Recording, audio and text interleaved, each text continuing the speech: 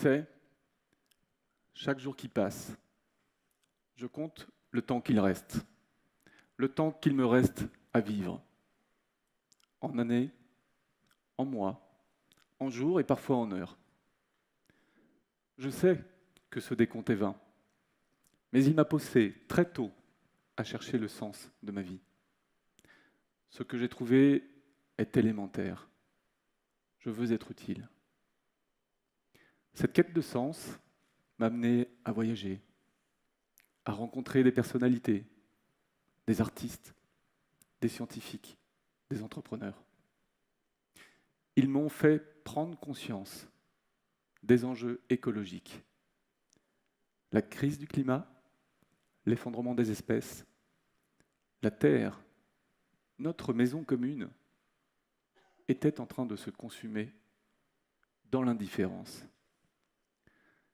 Tu sais, j'ai vu un monde que personne ne peut souhaiter, ni pour soi, ni pour ses enfants. C'était il y a 15 ans, j'ai décidé de consacrer ma vie professionnelle à l'écologie. Pour être utile, je me suis dit, il faut faire un peu plus que sa part. À l'époque, j'étais journaliste, je pouvais échanger avec des scientifiques pour comprendre, et je pouvais interpeller le public pour alerter, mais ça ne suffisait pas. Alors j'ai imaginé un journal national que j'ai cofondé et dirigé pendant 13 ans. Devenu éditeur de presse, je pouvais interpeller plus fort encore, mais ça ne suffisait pas. Nous avions besoin d'alerter, et c'est toujours le cas. Mais j'ai compris que nous avions besoin d'inspirer, de proposer un monde nouveau. Et nous avons besoin aujourd'hui de soutenir et d'accompagner celles et ceux qui inventent ce monde. Entrepreneur engagé, c'est aujourd'hui mon métier. Et tu sais, je peux te dire que chaque jour qui passe, je kiffe. Mais au fond de moi, je sais que ça ne suffit pas. J'aimerais tellement vous proposer une mobilisation générale, une mobilisation des têtes, des cœurs et des mains. J'aimerais tellement te proposer d'embarquer dans cette aventure et vous proposer d'embarquer dans cette aventure, sans doute la plus périlleuse, mais aussi la plus enthousiasmante que l'humanité ait connue. Et pour cela, je vais commencer par un voyage dans le temps en vous demandant de fermer les yeux. Quel âge avez-vous ? Ajoutez 10 ans à votre âge. Nous glissons vers les années 2030. À quoi ressemblent vos vies ? Celles de vos enfants, de vos petits-enfants. Que voyez-vous ? Que sentez-vous ? Toujours les yeux fermés. Ajoutons encore 10 ans. Nous voici dans les années 2040. À quoi ressemble le monde ? Comment vos enfants ont-ils grandi ? Observez-les. Écoutez-les. Vous disent-ils quelque chose ? Peut-être nous disent-ils que le miel et l'or coulent à flot, que la civilisation matérielle n'a jamais été aussi prospère. Tout va bien, dormez en paix. C'est l'humain, anesthésié. Peut-être nous disent-ils que l'apocalypse nous pend au nez. Famine, coupure d'eau, fin du pétrole, bagarre généralisée. C'est l'humain effondré.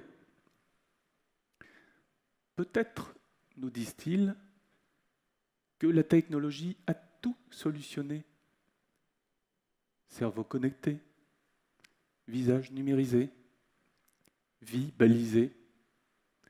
C'est l'humain assisté.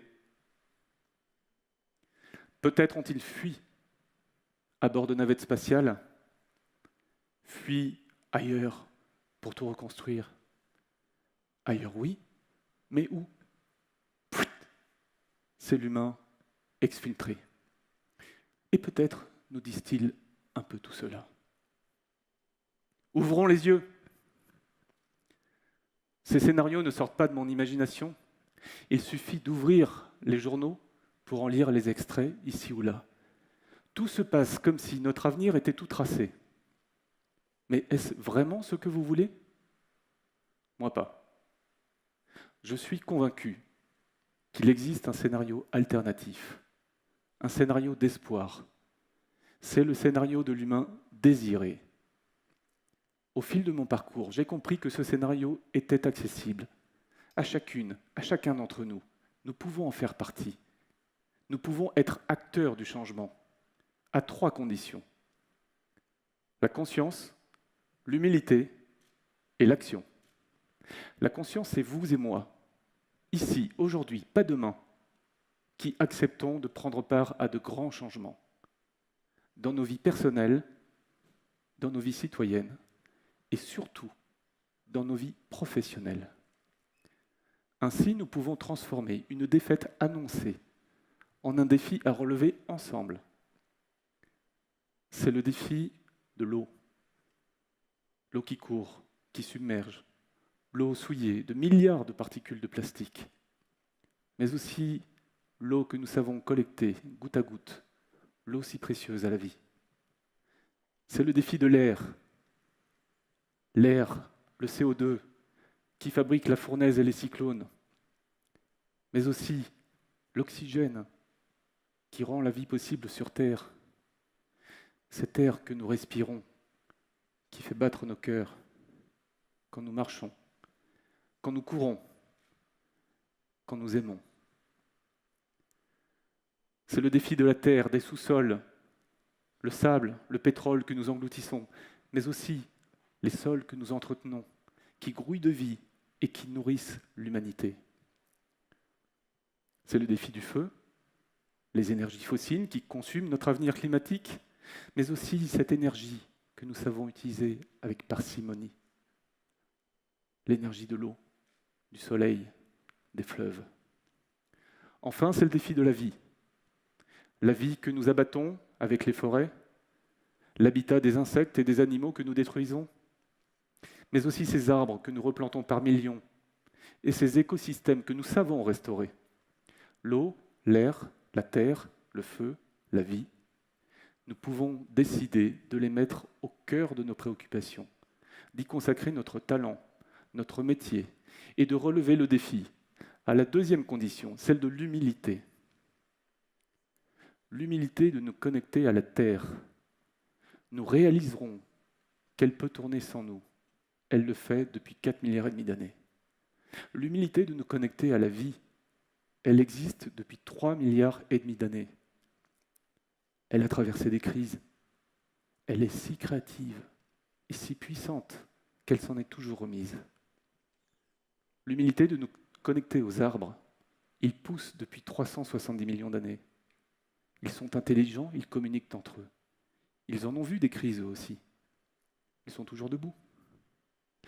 L'humilité de nous connecter et de comprendre que la nature n'est pas un paysage dans lequel nous évoluons. Elle est une machine complexe et magnifique dont nous sommes le fruit. D'ailleurs, des chercheurs ont essayé de peser le poids de la vie sur Terre pour mieux comprendre la place de l'humain. Savez-vous ce qu'ils ont trouvé ?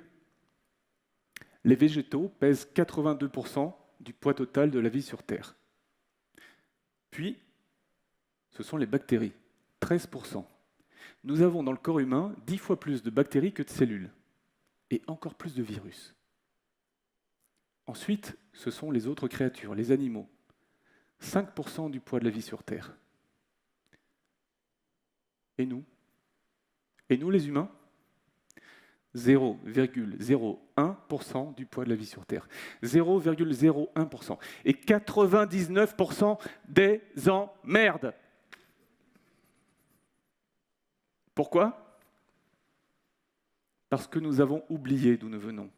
Nous nous sommes déconnectés de la nature en pensant que nous la domestiquons. Nous ne domestiquons pas la nature. Et une pandémie, un fragment de vie, un virus microscopique nous a ramenés à la réalité. Depuis des milliards d'années, c'est elle qui commande la nature. Et chaque jour, c'est elle qui nous apporte de quoi boire, de quoi respirer, de quoi nous alimenter, de quoi construire nos maisons, de quoi nous soigner. Et la joie des balades en forêt, à la mer, à la montagne. Robert Costanza était économiste. Il a essayé de donner une valeur à tout ça, à ces services que la nature nous rend. Sa trouvaille est éloquente. 125 000 milliards de dollars chaque année. C'est l'équivalent d'une fois et demie le PIB mondial. Pour produire $1 de richesse, nous avons besoin d'1,5 dollar de nature. Ce chiffre, prenez-le comme une image et comme un avertissement. Si nous ne changeons pas notre manière de produire et de consommer, la Terre épuisée ne pourra plus nous fournir ses services. Mais c'est aussi un encouragement, car si nous avons l'humilité d'observer, de comprendre et de coopérer avec la nature, nous pouvons compter sur sa créativité sans limite pour inventer des villes, des usines et des activités qui réparent la Terre et soignent les humains. Alors je sais ce que vous allez me dire, c'est impossible. Pourtant, depuis des années, une avant-garde, des pionniers ont ouvert la voie. Ils sont passés à l'action, la 3e étape de ce plan de l'humain désiré. Ils ne sont plus isolés, ils sont un peuple qui ouvre la voie et que nous pouvons suivre. Prenez l'agroécologie, cette agriculture qui soigne les sols tout en nourrissant les humains. Elle crée de l'emploi. Nous n'avons pas à l'inventer. Nous devons amplifier. Prenez la mobilité. Récemment, dans l'urgence, en quelques jours, des grandes villes du monde ont transformé des routes pour voitures en autoroutes pour vélos. Ça existe. Amplifions. Prenez votre smartphone. Savez-vous qu'un designer néerlandais a imaginé et conçu un téléphone comme un assemblage de Lego? Une pièce est endommagée, vous la démontez, vous la réparez, vous la remontez. Le téléphone repart pour 3 ans, pour 5 ans. Ce téléphone existe. La question c'est pourquoi tous les téléphones du monde ne fonctionnent-ils pas ainsi? Prenez l'industrie, le projet Corail Artefact de l'artiste Jérémy Gobet. Il est fan de coraux, il sculpte les coraux. Un jour, il découvre le travail d'une entreprise du Puy-de-Dôme, en France. Cette entreprise fabrique de la dentelle selon une technique traditionnelle qu'on appelle le point d'esprit et qui ressemble à une petite fleur. En observant cette fleur, Jérémy Gobet remarque qu'elle est la réplique identique de certains coraux. L'artiste propose un projet à l'entreprise qui consiste à créer des tuteurs en coton biodégradable, selon la technique du point d'esprit, pour y déposer des bébés coraux, voir s'ils s'accrochent, s'ils grandissent et se multiplient.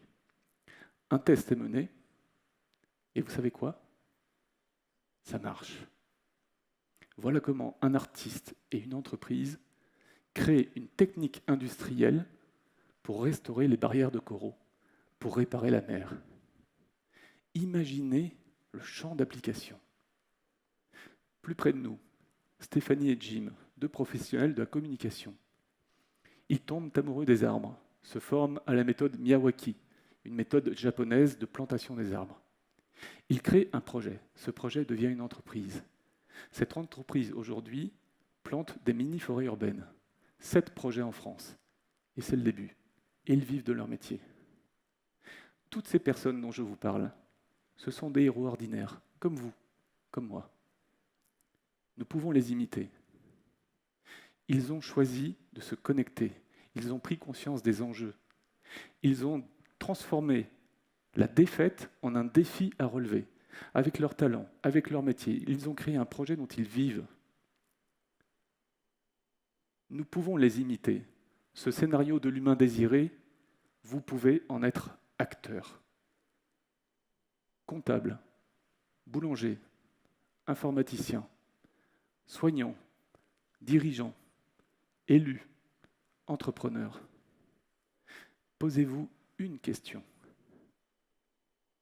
Combien de temps vous reste-t-il à vivre? Qu'allez-vous faire de ce temps? Êtes-vous prête Êtes-vous prêt à relever le défi et à faire un peu plus que votre part? Si oui, changez votre organisation de l'intérieur. Si c'est difficile, persévérez, jouez collectif. Si c'est trop difficile, alors oui, partez. Gardez votre talent, gardez votre métier, mais rejoignez les héros ordinaires. Venez partager avec nous la joie de faire bouger les lignes et chaque jour d'avoir un beau métier, réparer la terre. Oui, le chemin est escarpé, mais vous disposez d'une technologie extraordinaire. Et je vais vous demander de tendre vos mains vers moi. Tendez vos mains. Regardez-les. L'agilité des doigts, la force du poignet, le pouce préhenseur. Cette technologie n'a pas été inventée par une machine, ni une intelligence artificielle. Cette technologie a été inventée par la nature il y a 5 millions d'années. Avec elle, vous travaillez tous les jours. Avec elle, nous façonnons le monde, pour le meilleur et pour le pire. Avec elle, nous pouvons faire de grandes choses, comme Sapiens, qui a inventé l'agriculture, comme Gutenberg, qui a inventé l'imprimerie, Marie Curie, qui a découvert la radioactivité, Simone de Beauvoir, qui a écrit Le deuxième sexe. Avec ses mains, nous avons inventé Internet. Nous avons envoyé des humains sur la Lune. Il y a les mains qui dessinent vos maisons, celles qui les bâtissent. Et puis, tu sais, il y a les mains de nos enfants, des enfants comme toi, que nous tenons dans nos mains. Il y a nos mains, il y a vos mains. Pour le temps qu'il vous reste, qu'allez-vous faire de vos mains ?